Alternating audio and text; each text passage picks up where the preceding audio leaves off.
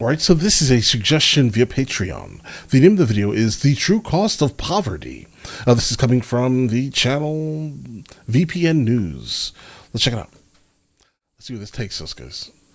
It started with an empty refrigerator. Let's make it At age 4, I was taken away from my mom due to poverty. It was a neglect charge due to not having enough food in the refrigerator. Someone was upset with my mom and called CPS, and we were taken away from her. Listen, that may sound absolutely crazy. I'm sorry.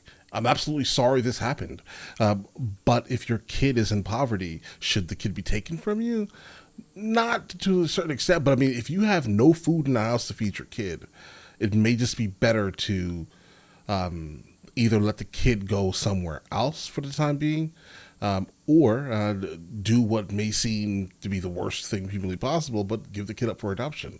Let the kid have a better chance at life. Not saying that state care is going to be a great thing, but they'll be fed. Her placed in a home. Love Dixon says this is what sent her and her sister into the system, where she says she'd traded her mother's love for instability and abuse. Oh. I was aged out of foster care at 18. So I was basically homeless and had no one, so I had to figure out how I could survive at that point.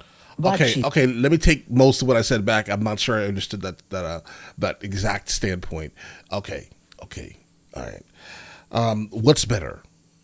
Your kid growing up in state care, or your kid at the very least going through it with you? Oh, that's a rough one, bro. I definitely don't want to see someone age out of state care and then they end up just straight homeless. That's wild. They really are going to be most likely be destined to live that same life, the same exact life they lived before state care, most likely for the entirety of their existence. Oh, this is a moral issue, isn't it? She says she had no real skills, no support network, right. Not even a high school diploma. So she says she took GED classes over and over again. Once I came to Richmond, it took me some time because I didn't have enough money to pay for the test, which was $56. That may not be much for some people, but at the time I was struggling. Dixon has also known homelessness. She says despite having excellent credit and no negative rental history, her small disability check and supplemental income were not close to 3 times the rental amount required for most apartments.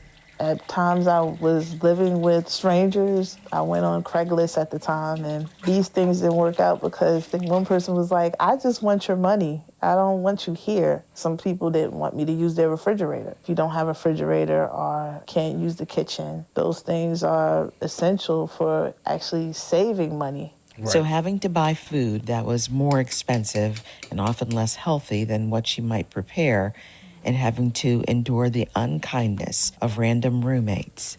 Dixon shares her story now with the desire to help those who've never experienced poverty to understand more and maybe discriminate less against those who feel like outsiders because their pockets are mostly empty in a country where they are surrounded by relative wealth that many take for granted. Like transportation, I walked a lot, late for places that I needed to be. Found out that I had to be super early because I never knew what was going to happen.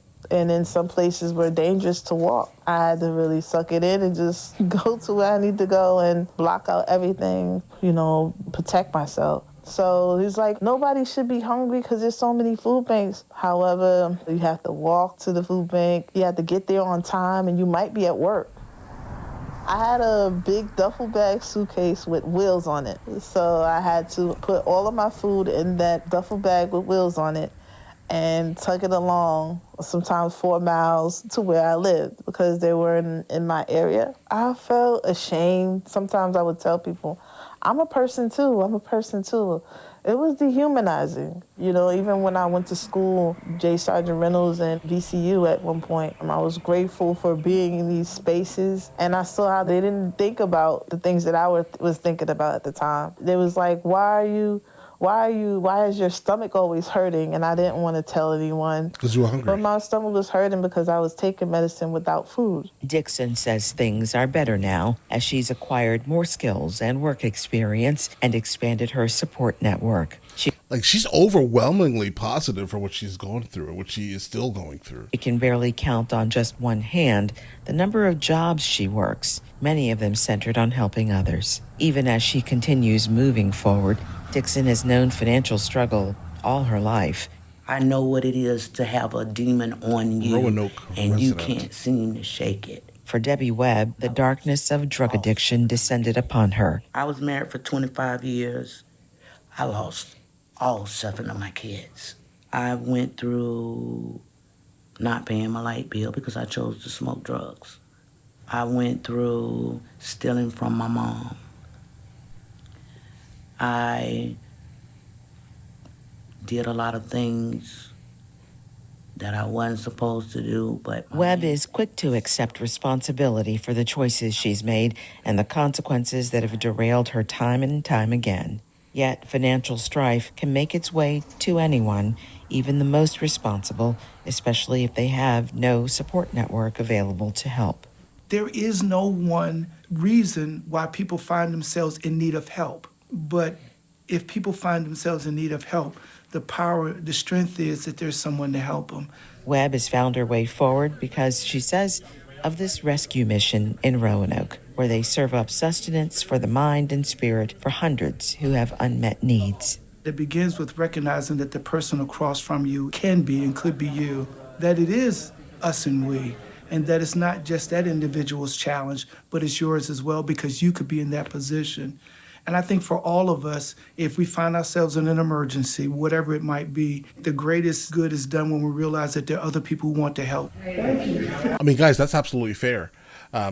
Example being with the overwhelming majority of Americans do not have more than $1,000 in their savings account. That can actually stay there and never be used, right? So yeah, most people are 1 or 2 paychecks away from this very specific scenario, guys. So can basically everyone be in this situation, specifically in this country? Oh yeah, bro. Oh yeah. Carl Stewart mentors, encourages, and helps provide hope, which he says is the crucial requirement that allows those exhausted by struggle to keep going in the quest to build better lives. What if your income couldn't support the insurance for a car or the money to fix it? Now you have to consider not only I can't get to the store, having I to decide. can't get to my job, and buses don't run 7 days a week. Then think about this, identification. It's not just one ID, you need 2. Suppose you don't have that. Without that, you can't get a bank account. We assume everybody has a smartphone. We assume everybody has the ability to get to a computer to fill out a job application. As long as people have hope, as long as they have an opportunity to believe that things can be better, I believe people will do better. And some of the challenges then that we see, like substance abuse, some of the symptoms that are publicized that deal with poverty, I believe those things will be abated. They'll go away simply because people have hope. And it's Okay, so basically what he's saying here, let me kind of break this down slightly. It's interesting that he brings this up. The first woman was a really good example of something that I speak about a lot, right? With poverty, a lot of the times it comes some criminality, right? Because you're going to do whatever you need to do to basically eat and feed your family. So criminality kind of runs hand in hand with lack of education along with poverty. But the first woman kind of breaks every single aspect of that because, again, it's never an all, right? Under no circumstance can you actually say all of something does something. You can't. It doesn't make any sense, right? She absolutely breaks that stereotype very well, actually. Then the second woman that we spoke to, she was in poverty, but then kind of dabbled in the actual criminality of things. But it's very good to show that that this issue is absolutely multifaceted. powerful cure for a lot of things that we see. My apartment is right round the corner. Not only that, I have a job. And the cocoon is just growing, growing, growing. And there's a butterfly coming about because all that I've went through this program. Love Dixon is on that journey as well, newly married and with a place to call home. Yet she urges others to recognize that poverty is not something that most people actively choose, that being without money Yeah, bro, I don't think anyone. There's no need to say most people. No one chooses it. It just happens. and without support complicates life in ways that are hard to grasp unless you've walked in those shoes that can't afford to stop and rest. That having to pay more, to accept less, and go without is It's exhausting. You have to be very creative. You have to think on your feet. It's not only a physical battle, it's a mental battle. Even if you don't care what people think, you still have to do the things you need to do to survive. And ultimately, the cost is counted in dollars, but the constant stress also exacts a price from the minds, bodies, and spirits of those who walk that hard road. Thank you for watching. Continue to follow Virginia News and Stories by Virginia subscribing News. to our VPM YouTube channel. Yeah, I was definitely wondering why we had such a out of middle of nowhere type of places spoken about. Roanoke. The last thing I know about Roanoke is Croatoan, bro. I think that's the only thing, right? The settlers that came from England, and they disappeared, and they wrote Croatoan on a tree. That's about all I knew, and I thought that was a pretty affluent area. I didn't expect that there was going to be so much poverty in a place such as that, guys. Right? But overall, no issues here. I definitely would like to dig more into the overall topic and kind of see the overall viewpoints and see people breaking out of this very specific struggle, guys. All right, so definitely keep suggesting more. We can have more conversations kind of regarding the overall topic. All right, you guys all have an absolutely amazing day. Enjoy your day thoroughly. What's happening here? Oh no, it's not ending. If you're still here, I apologize. Yes, before we go, are you guys subscribed to the other channels? Logical Movie Reviews with Mr. L. Boyd along with Mr. L. Boyd Music. Both are found in the description. Check it out.